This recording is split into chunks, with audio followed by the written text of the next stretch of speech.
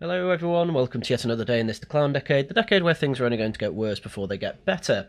And today, it's actually quite a white pill. About a year ago, a case where a black man was shot in the head by firearms officers in London was taken to court, and I covered it in a video about a year ago. From information we had at the time, it appeared that Chris Kaba, the black man shot in question, was driving a car that was under investigation for being part of a firearms offence, and Chris Kaba himself had been arrested and charged for a firearms offence in the past. Now, none of that actually justifies shooting the vehicle. What did justify shooting the vehicle was Chris Kaba was allegedly ignoring instructions to stop the car, turn off the engine and leave the vehicle. He ignored that numerous times, and then, while still in the vehicle, was trying to ram through a police blockade where obviously firearms officers were in the way, and so in self-defence, they shot him in the head. Now, from all the information that was available at the time, I would have been surprised if the firearms officer was actually charged for murder.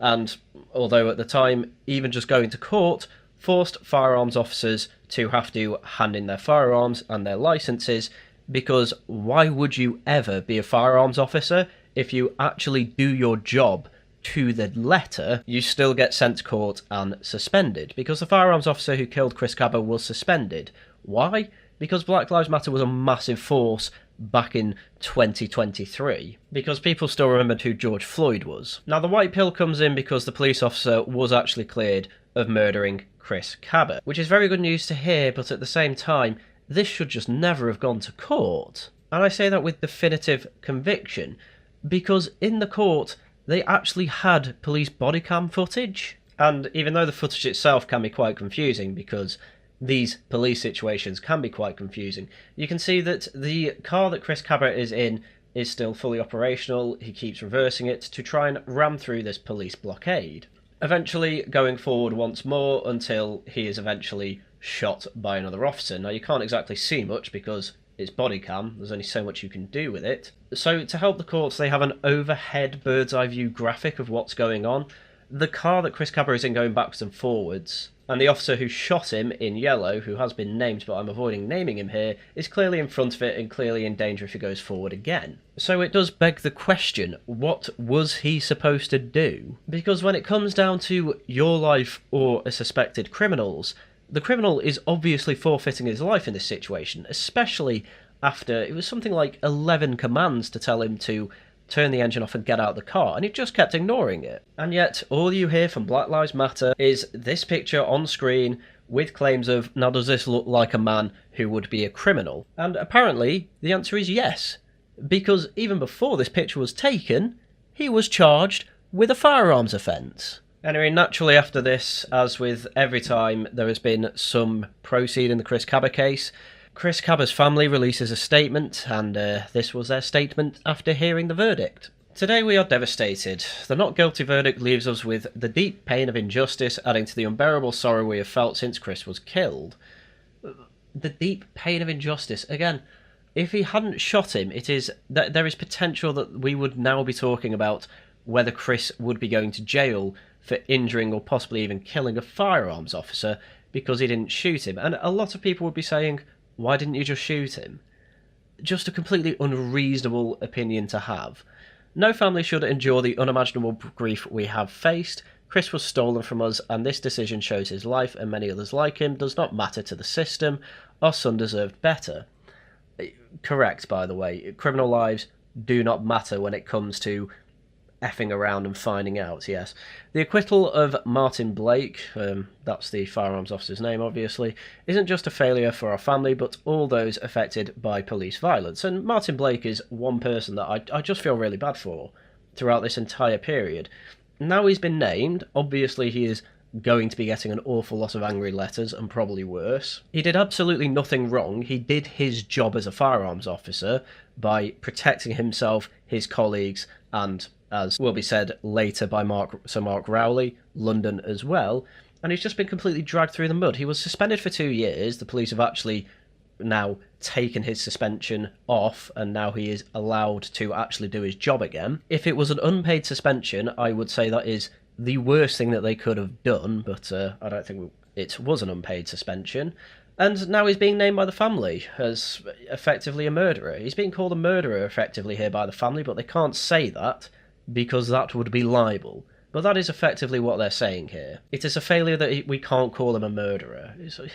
These people do not care about the truth. These people only care about what they can get out of this situation. Now, obviously, they're going to miss their son, but if they can't even accept the reality that their son was a criminal and in the middle of a criminal act that was endangering other people, then I've got no sympathy, I'm afraid. I have no sympathy that you lost your criminal son, because you're clearly making no attempt whatsoever to understand why he was shot and killed. It was perfectly justifiable, as the court has clearly found. Despite this verdict, we won't be silenced. We are deeply grateful to everyone who stood by us and fought for justice. We will continue fighting for Chris, for justice and for real change. Chris's life mattered and nothing can take that away from us. Well, I'm afraid to say that Chris didn't agree. If Chris agreed, he would not have tried to kill other people on his way away from the police, to try and escape them. After numerous 11 chances he got. 11 chances he got to not have it end this way. 11. And he said no every single time. I'm sorry, you may think that Chris's life mattered, but Chris himself didn't. Anyway, moving on, quite a few officials made statements too, because this apparently is the most important court case that we've had in Britain for some time. Here's what the Met Chief Commissioner, Mark Rowley, had to say. The jury system is the cornerstone of British justice, and today, after 2 weeks of evidence, 12 men and women have cleared Sergeant Martin Blake of murder. Kind of amazed it took 2 years to actually get to court, but again, this is a very good thing to hear. And again, I really want it investigated as to how this even made it to court. You're a firearms officer. After years of training that it takes to become a firearms officer, of course you should have protections for doing your job. You have protections for discharging your firearm and, injuring and killing people. That's what they're for. So I hope he does make a comment on that, but he's not going to. Because the current tactic of community policing is effectively at the highest level of priority for pretty much all police departments in the UK. So what this speech is going to try and do is not annoy the community that Chris was part of, which is the black community. Over the past 2 years, Sergeant Blake has paid a huge personal and professional sacrifice. And this has been an incredibly difficult time for him and his family. And he has acted with professionalism and dignity throughout. Well, he wouldn't exactly have had a choice, would he? He probably would have been told, look, just take your pay, get suspended, stay quiet for 2 years, you'll be back. Which, to be honest, I'd take, but to be honest with you, I think I'd just take the 2 year suspension, then leave the police as soon as I'm allowed back, which I wouldn't be shocked if he does as well. Get a job tutoring on a shooting range or something like that. Because why would I stay a firearms officer if every time I actually have to do the job in the worst possible scenario, I get punished for it? This case has had an enormous impact on many. Chris Kaba's family and friends continue to grieve the loss of a loved one, and today will be enormously difficult for them. Today's verdict is significant. No firearms officer sets out on duty intent on ending a life. Their sole purpose is the complete opposite: the protection and the preservation of life. Yeah, correct. It's a deterrent. And apparently 11 warnings with MP5s pointed at his face was not enough for him to comply. They're there for a deterrent, but the point of a deterrent is that you're actually going to use it. Hence, they were used. Only once, by the way. 1 round was shot off, which actually shows incredible trigger discipline. Throughout the trial, the jury heard significant detail about the scenes facing Sergeant Blake that night. They were told that the car Mr. Kaba was driving had been linked to a reported shooting the night before. The suspects were still at large, and no gun had been recovered. Oh, this was another Black Lives Matter talking point. They kept saying, oh, he was unarmed, he was unarmed. I saw one tweet where he said, oh, he had both hands on the steering wheel. Yeah, he was trying to steer into the police officers in a 2-ton death machine. It's just very basic NPC programmed language and retorts. It doesn't matter if he was not armed when he's in a car that can still kill people and he's clearly intending to run people over to get away. Given that that is exactly what happened, of course he got shot. Just because there was no gun in the car doesn't mean that he was murdered, as the court shows. Armed officers bravely intervened, not knowing the risk that they were about to face. The court heard that Mr. Kaba tried to evade police, ramming his vehicle into others all around him. Sergeant Blake made a split-second decision on what he believed was necessary to protect his colleagues and to protect London. Very, very good line, that, by the way. Not just to protect his colleagues, but to protect London. Yes, that is the point. I didn't show it with the body cam clip, but there was also dash cam clips, and yeah, he was driving quite recklessly through London. There were innocent people that could have been caught up in all this. Luckily, it was early hours of the morning. Everyone, or mostly everyone, was in bed, so luckily the streets were quite clear, but adding the line to protect London, very good PR move. And also just because it's true. The jury decided that was an honestly held belief and that the force used was reasonable. Yep, absolutely. Thank you very much to those jury members for overwhelmingly deciding that it is sensible to shoot a criminal that is putting you and others in immediate danger. Thank you for having that sensible opinion. Any fatal use of force understandably prompts huge concern amongst communities, particularly in black communities where trust in policing is low. This is where it gets a bit wobbly, because from the years I've been covering things like this, the low trust in police in black communities seems to be a massive, massive Americanization of these black communities. Police have been trying to be anti-racist for years now, and no matter what they do, no matter how much things like stop and search has to be repealed because they're finding too many people with knives, it's never good enough. You can literally see body cam of Chris Kaba trying to run over police officers to get away, and it's still not enough. The thing with the police is that they are supposed to be two principles that I always like to point out from P-like principles. One is that the police are already members of the community, so people already know and trust them. That was supposed to be one thing. So this whole community policing thing of, oh, we need to talk to community leaders and things like that, already you're breaking P-like principles, because people from that community are supposed to be part of the police. The problem is that because of low trust, people probably don't want to join the police, or if they do try and join the police, standards have to be lowered in the police to allow them to come in some cases. But the second P-like principle is that effectively these people who are already part of the community are doing what people in the community should be doing anyway, which is policing other people. They just do it full-time for pay. You know, citizen's arrest used to be really, really common because that's how people knew they were supposed to be. Oh, you're breaking the law. I'm going to personally take you to the sheriff or whatever to take you to court. Obviously, as city populations grow, that becomes harder and harder to do, so you need a dedicated police force. That was the idea with Peel anyway. But really, while the police were going around on the beat, it would be other people coming to the police officers to tell them either they've already arrested someone or they need them to deal with something that, you know, is a police matter. I mean, remember Doctor Who? The police box. The whole point of the police box was that as a citizen, civilian, you could grab a ne'er-do-weller, throw him in there, lock the door on him, use the phone in the police box to say, hello, I've got a man in this police box, serial number, whatever, they'll know where it is, and they'll get a policeman to come out and put him in the slammer. And you don't see them anymore because the whole population has become so docile, they think only the police can do things, and then when the police do things, they have to be very apologetic about it, like Mark Rowley is about to be. There remains much for us to do to strengthen confidence in our service, and we know incidents like this place further strain on already challenged relationships. No police officer is above the law, but we have been clear that the system holding police to account is broken. Hold on, I do kind of agree, because there has been many issues with the Met Police when it comes to kicking wrong uns out. I mean, obviously the Sarah Everard case was the highest profile one, but there are clearly police officers who do abuse their power, there's no doubt about that. This is not a case to bring that up in, though. What the implication here is, though, is that Mark Rowley is effectively, seemingly saying, oh, I think it should have actually been a guilty verdict. Why are you bringing this up? This is showing that the system is working as intended. I worry about the lack of support officers face for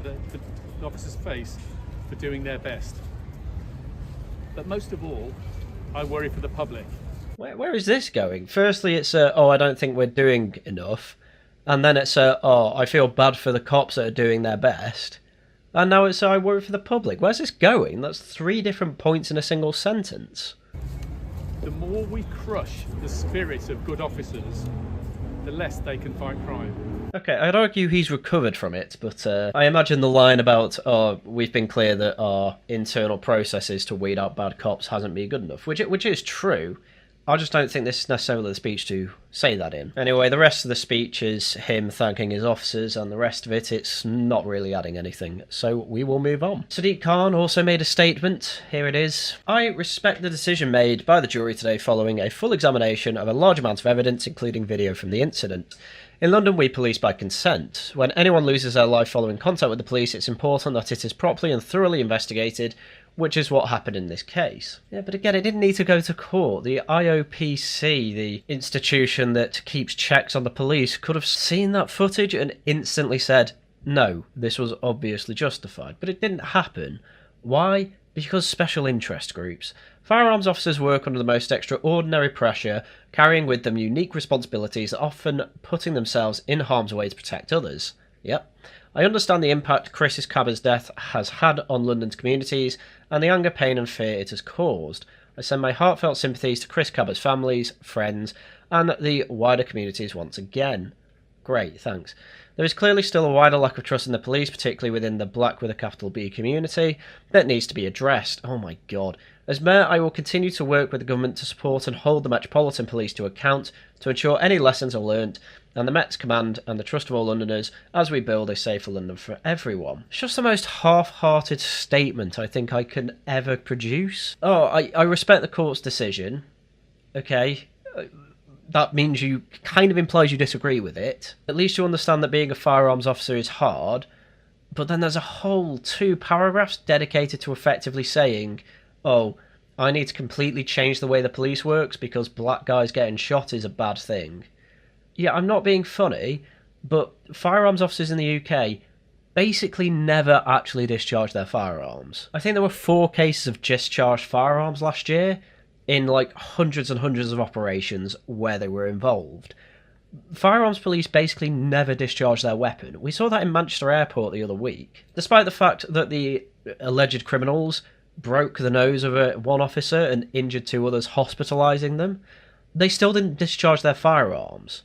They used tasers and then obviously kicked the guy in the face because it's actually quite amazing he wasn't shot. And yet they're still deciding whether they should bring charges against the guys that, hospitalised 3 police officers. And what is it that the powers that be say?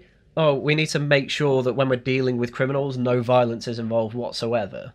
It's just nuts. Vivek Cooper also had a statement. For 2 years since the death of Chris Kaba, this has been a very difficult case, causing deep concerns for communities, for police officers, and of course causing real distress for the families most closely affected. The jury has come to the conclusion that Sergeant Martin Blake has been acquitted, and it is imperative that it is respected and everyone is given the space to process the verdict. Criminal prosecutions brought against the police officers for actions taken in the course of their duties are extremely rare, and it shouldn't have happened in this case, of course. Each day police officers across the country work hard with bravery and integrity to keep the public safe. You can just tell that this has gone through the PR machine. I just don't understand why it's so difficult for these people in power to say, this man did a good job. We've had absolutely none of that. It's just, oh, he was in a difficult decision. They're implying that he made a bad decision. He didn't make a bad decision. He made the perfect decision. The British tradition of policing by consent relies on mutual bonds of trust between the public and the police. Yes, usually you have the police that are just members of the public, not people brought in from outside the communities to police them. That's typically how it used to work, yes. It is important both that the police have the confidence of communities they serve and that officers have the support and confidence they need to do the difficult job of keeping us safe. The government is committed to working with police to strengthen confidence for the future. I just find it so unbelievable that one of the hardest jobs to do in the police, which is to be a firearms officer, to have the trigger discipline to not just fire off 50 bullets when you feel like there might be a danger because you heard a loud sound, is not particularly being told he did a good job by anyone. Literally by anyone. They are all just saying he was put in a difficult position. It's really half-hearted stuff. No. Stand behind your officers that did a good job. Mark Rowley even says it himself. Like, police aren't going to police well if they are not rewarded for doing a good job. Martin Blake did a good job. And all these people can say in their statements is, oh, he was acquitted. Or, I know you feel bad about it, but he was acquitted. It's like, no, just say he did a good job. You need to tell these communities that they need to change their outlook. You need to do that because it's impossible to police them otherwise. They will start thinking they can just do what they want because they will not be policed, because if they kick up a little bit of a fuss, then they just won't bother policing them anymore. And believe it or not, that kind of happens. Happened with the security guard at the Manchester Arena bombing. We're seeing it happening with all these firearms officers handing in their firearms licences and firearms. Happening in Manchester Airport, happened in the Met Police because of this case. And it's because you can't stand behind your officers doing the job you pay them for. Of course they're going to give up. Anyway, the last statement I want to go through is from Bel Ribeiro Addy, who, and I unironically mean this, is the chair of the All-Party Parliamentary Group for African Reparations. So let's see what she has to say. The officer who fatally shot Chris Kaba has been acquitted of murder today. In all this, we must remember that a young man has lost his life. Today's outcome will be difficult for his loved ones. We must respect their grief at this time. Alright, fine, standard PR stuff. We must also respect the legal process and the fact that the CPS believed there was sufficient evidence to bring a murder charge. Yeah, it's absolutely ridiculous. It is ridiculous that that happened. I want the CPS investigated. Whilst police officers undeniably have a difficult job and work under exceptional pressure, this trial shows nobody is above the law. Nobody thought that. Nobody thinks if it doesn't get taken to court, that means no police officer can be taken to court. We have seen many times in the past that the police can be taken to court. When anyone loses their life after contact with the police, it is vital that it is properly investigated. Yeah, and unironically, it needs to not be politicised. It was a political act to take Martin Blake to court. And nobody seems to want to say that. Because, literally, the only reason they don't want to is because they either don't want to be seen as racist and called racist, or they actually believe it. In Belle's case, she believes it. Fatal shooting of Chris Kaba caused considerable fear, anger and pain, not only in our community but in the communities across London. Trust and confidence in policing has long been a problem in London, particularly with the black, capital B, community. We need urgent efforts to rebuild trust between police and communities. It's nuts, isn't it? It's absolutely nuts. How a policeman is found innocent of murder for doing his job by a jury of his peers after 2 years of him being suspended and not being able to even look at a firearm again. And when he's found completely innocent, what is it the powers that be say? What do parliamentarians say? What does the Home Secretary say? What does the Mayor of London say? Oh, we need to rebuild trust in these communities. They still act like something bad happened. They still act like the police did something wrong. They didn't. This is absolutely nuts. They should have gone to the CPS. They should have looked at the footage, seen, yep, he tried to ran him. Yep, one shot off. Wow, good trigger discipline. Right, cool. That's fine. Nothing bad here. Firearms officer doing his job to the letter. Don't need to look at it again. But they couldn't do that. They couldn't do that because Black Lives Matter had just happened throughout the UK, and that was still riding that massive wave. You know, not everyone had realised that it was a massive scam yet. You know, but football players were still taking the knee at this point, for God's sake. So they have to politicise this guy's show trial, and thank God he was found innocent. There was a very real possibility that this could have been politicised to the point where he was actually put in jail, but thank God the jurors aren't that stupid. Anyway, when it comes to the AstroTurf reaction to this, Black Lives Matter UK set out a statement saying, Officer Martin Blake, who shot Chris Kaba, that's Sergeant to you, has been found not guilty. No justice, no peace. Demo outside Old Bailey this evening at 7 p.m. Joining our urgent calls for accountability. And then obviously, reader added notes that thank God for Elon Musk added to Twitter, obviously points out that there was overwhelming evidence that this was actually the correct verdict. There was also then a video message put out by supporters of Black Lives Matter, and I believe the two women on the left are part of the family of Chris Kaba. I think one is his cousin. That's the front, and I'm not sure who the person on the left is, but the person on the right is the most interesting person. She is called Nadine White, and she is Amazingly, again, I can't believe this is real. She is the dedicated race correspondent for the Independent newspaper. In other words, the family, I understand. I understand why you would protest if you truly believe your brother, cousin, family member, whatever, was shot and killed. But Nadine White on the right is a complete and utter paid blacktivist by the Independent. She's effectively paid to not only set up these protests, but also report them to the Independent. That is the most perverse incentive that I can ever think. However, this is what they had to say. Today, the judge has finished his summary and the jury is out. We do not know when to expect a verdict. We need you to be on standby to join us for an assembly on the day of the verdict here at the Old Bailey at 7 p.m, and we will update you as soon as we know more. So this is actually before the verdict, as it turns out. Amazingly, they are already planning a flashpoint protest outside the Old Bailey, clearly because they are expecting the firearms officer to get let off. Now, they'll say, oh, it's because racism, it's because he was black, whatever. But I think if they were honest with themselves, I think they would be saying, yeah, I understand why it's a non-guilty verdict. It was a justifiable shooting. Now is the time more than ever to join a movement where justice and accountability are the norm.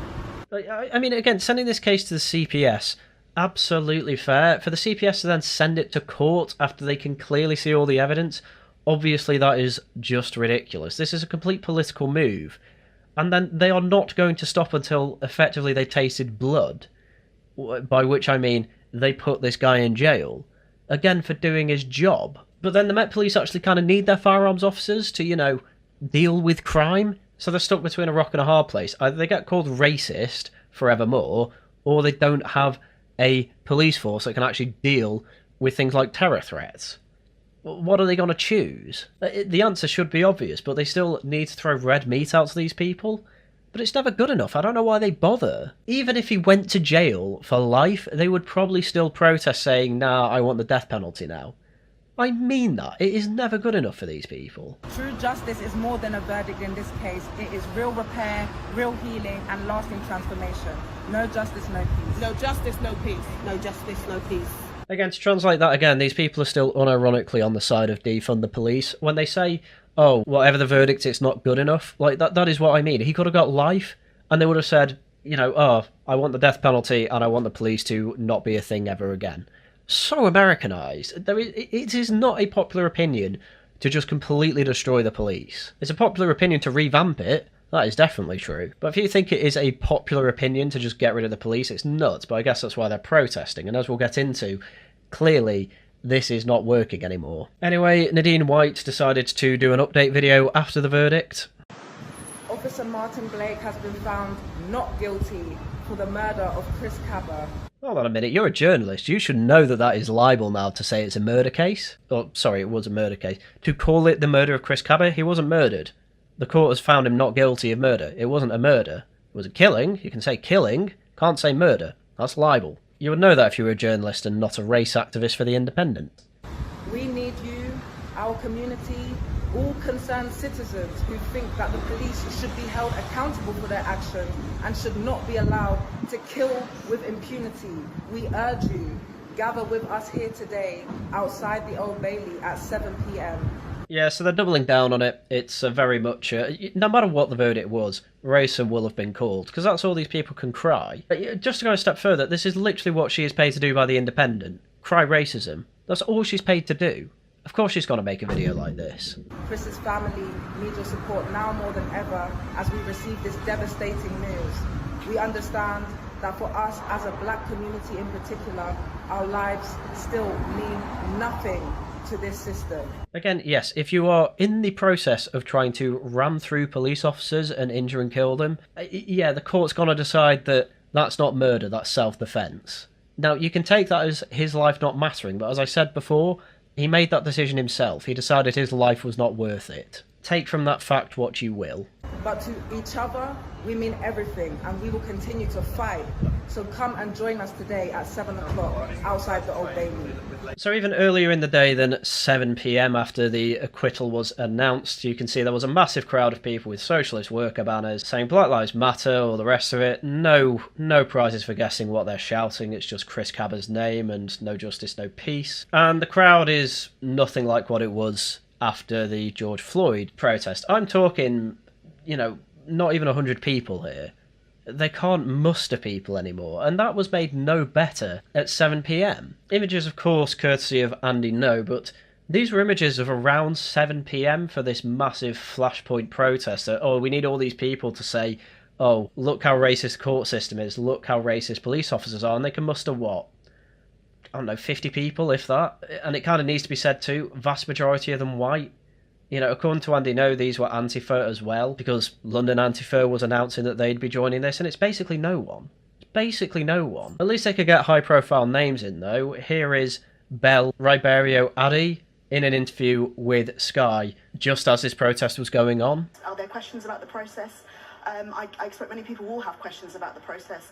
As we will know, there have been very, very few officers that have ever faced a charge like this, but there have been many, many more people that have been killed following contact with the police. There are a number of families that are still waiting for what they believe is justice. So we do have to acknowledge that that is the case.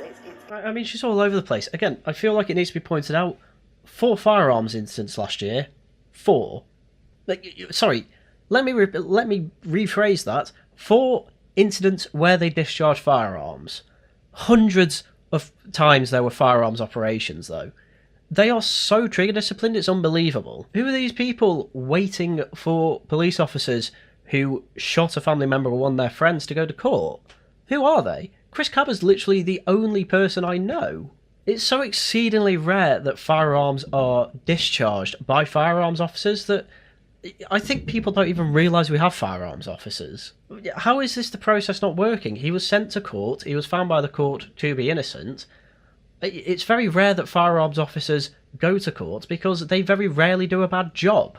And this, again, is an example of someone doing a good job, and you just want blood. That's all you want. It's really, really weird. You say you respect the legal processes. I guess, what is your message to the family this evening? I mean, where can they go from here? Well, we know that there is still an inquest. There are perhaps other legal options open to them, but they absolutely have the right to question this, as do a number of members of my community that have been doing it. As I said, there was a lot of shock, there was a lot of anger when this fatal shooting took place, and there is clearly a lot of work to be done to rebuild trust and confidence in policing, particularly within the black community. It's more just baseless platitudes, isn't it? Oh, what can the family do? There's probably some legal routes, I don't know. Anyway, this is about building trust in the police. What do you mean by that? Oh, let me just translate it for my audience. She wants to defund the police, that's all this means. It's complete Americanism. She is chair of a parliamentary group about African reparations. She doesn't want anything but money. That's all this is about. She will get paid for this activism. I have no doubt in my mind about that. So, of course, she's just saying things she'll be paid for. She might believe it, but it doesn't really matter. This is all astroturfed. But as I say, it's not as lucrative as it was. I mean, in the images of Sky News, you can see the protest. It's tiny. It's probably grown from about 50 people to, I don't know, 80, 90, something like that. It's tiny. Tiny. Do you not remember the anti-racist protests when the racist riots, quote-unquote, were going on? They were huge. They were massive. We're talking thousands of people. This is what? Less than 100. Less than 10% of it. In fact, probably less than that. Probably less than 2% of it. So one of the highest profile black person gets shot by police case we have in Britain. And nobody cares. This is where Black Lives Matter have got to. Literally just a special interest group for the few people that are still making money off it, plus Antifa. Plus some middle-class white people with some unjustified racial guilt. That's all that Black Lives Matter is in England. It's nobody. It's nobody but a few people being paid, plus people with white guilt. That's it. Amazing. You'll love to see it. Anyway, the protest went on with some chants and the rest of it. All of us collectively So I don't want anyone to leave here feeling like I don't know what to do. That's the clip of that speech, by the way. People cared so little they could only be bothered to record like 8 seconds of it. Nobody cares about these speeches anymore. We know what you say. No justice, no police, he was murdered, this is racism, blah blah blah. No one cares. Oh, you know what you can do? You can organise. You can try and fill up the justice system with complaints. We've heard enough of this. This is the dying embers of Black Lives Matter. I'm getting annoyed, but really, I am quite happy that this is the most they can muster. Highest profile case that they can get of racism in the police force, and this is all they can muster on the ground. This is all they can astroturf. It's nothing anymore.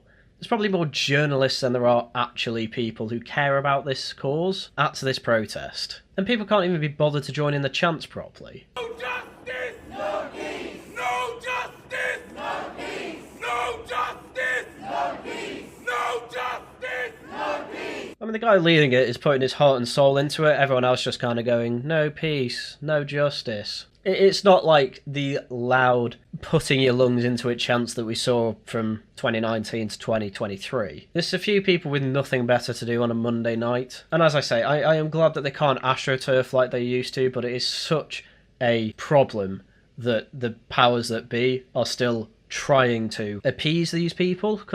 As shown, they can't muster like they used to. They're a dead political force, effectively. Yet because effectively they've had PTSD and they knelt for George Floyd, all of them, they feel like they need to follow through with this, when in reality you can just say, no, he did his job, the court's found that out, this probably shouldn't have gone to court, I hope firearms officers carry on doing the job that they're hired to do. That's all they had to say, but they can't say it. They need to talk a lot more about, I have sympathy for that family, I really do. More than they do about the officers who kept London safe, and the officer whose name has been absolutely dragged through the mud, and I would not be surprised if he ends up getting harassed because people know who he is now. I wouldn't be surprised if he has to move out of London. Because I don't know why the court thought it was reasonable to announce his name, but apparently they did. If he's innocent, don't name him. That's what I'd do. And I'm not joking when I say all they have is platitudes. They finally managed to find a microphone, and this was the chant.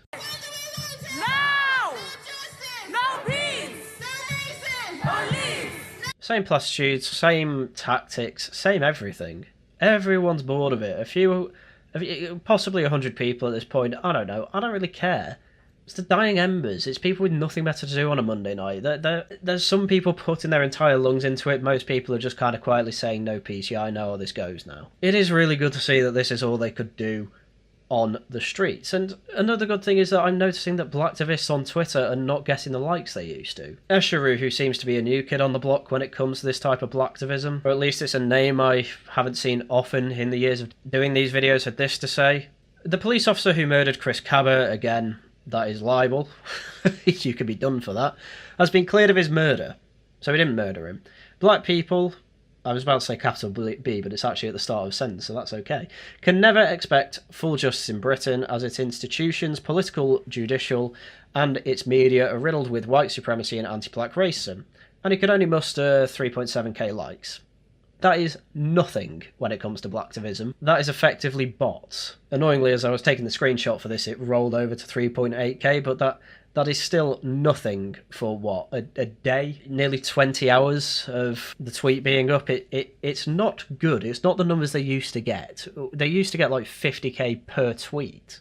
Dr. Shola Moss Shogbamimu, who is, well, not anymore, constantly on panel shows talking about racism in the UK, she says a similar thing, this injustice, Mark Blake killed, Chris Kaba, at least she's not saying it's murder, so that's good. She also capitalises the W in white, which is actually something I rarely see in tweets like this, but maybe she just got confused that only the black is supposed to have a capital B. Anyway, I'm not even going to read this. You know what she says. It's the usual. Anyway, you go further down, she got community noted. Oh, Martin Blake was cleared of a jury by 12 people, 9 men, 3 women, jury randomly selected, blah, blah, blah, blah, blah. And then you actually go to the bottom, she actually got ratioed. Shola, typically with these type of posts, gets absolutely tens of thousands of likes. No, 1.2k and 1.3k replies. It's nothing. It's Black Lives Matter is in its dying embers in the UK. You absolutely love to see it. We just need the political sphere to actually catch up to that fact now, but they're never going to catch up to it because it's still high status to pretend that Black Lives Matter it was in any way a charitable escapade. It wasn't. It never was. It was always just a grift. And finally, Kahindi Andrews, who recently lost his job that he was constantly trying to lose anyway as Black Studies professor at Birmingham, couldn't even be bothered to tweet more than this. Support the rally tonight if you can. Without justice, there should be no peace. Barely 300 likes. Barely 300. And Kahindi was a big voice when it came to Black Studies, you know, the Blacktivism, the race grift, all that stuff. And he's a nobody now. Literally a nobody. The podcast he does, few hundred views or listens, whatever, per show. He's constantly trying to get on panels and he's just not seen anymore. Blacktivism is dying in the UK. You absolutely love to see it. As I say, I just wish our political class would catch up to that, but no. They still kowtow to this because for some reason they still think we're America. But this is really, really good stuff to see. The support is gone. It's dead in the water. There's no wave from America to ride anymore. If there's another Black Lives Matter incident in the US, they'll probably have another wave of it. They'll try and ride it here, but it will never be as big as it was in 2019 to 2023. It's over. They overplayed their hand. They had absolutely nothing to back up that racism is alive and well in the UK, because it's not.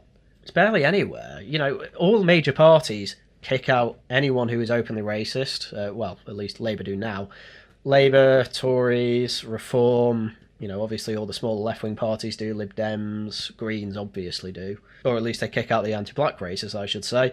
And then the really small parties that are trying their best for re-migration, things like that, you know, Patriotic Alternative, Britain First, Homeland, whatever. You know, they're people that are effectively like the Twitter Blacktivists. They can get a load of likes and retweets on Twitter. They're all just, it's just going to fall flat on its face. There's no appetite for any sort of race grift, no matter the direction. It's not how the British function. They do not like it. It's good for a couple of years grift. That seems to be it. It is not a long-term strategy to do anything.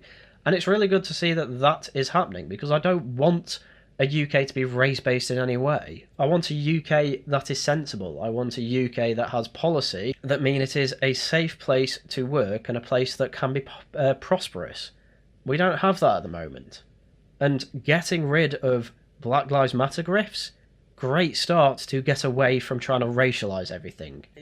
You know, support for things like the Equality Act and things like that, they're not going to be what they were in 2019, 2020. Might be time to actually look at it. Whether it be the Tories or Reform who's in doing that, I don't really care.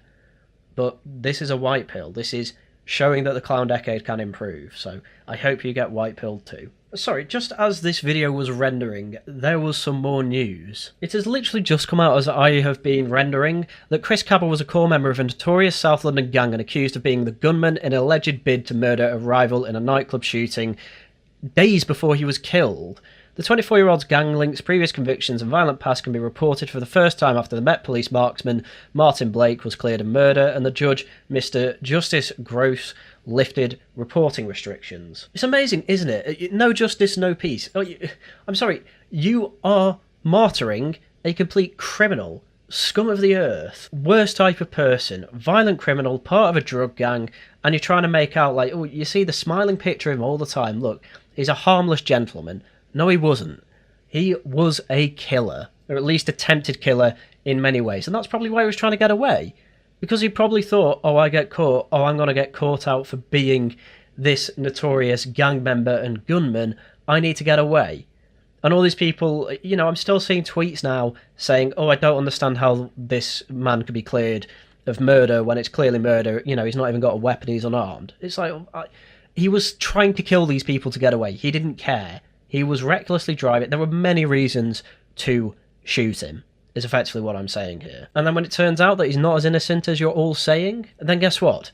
You just lost the last shred of sympathy I had for you. You are happily lying about this person because it furthers either your agenda or furthers your donations. That is the only reason all these people care for him. Now, his family and friends, probably different. All these Blacktivists, though, no. You are doing this for tweets, you're doing this for likes, you're probably doing this for money as well, because it gets you money to be like this.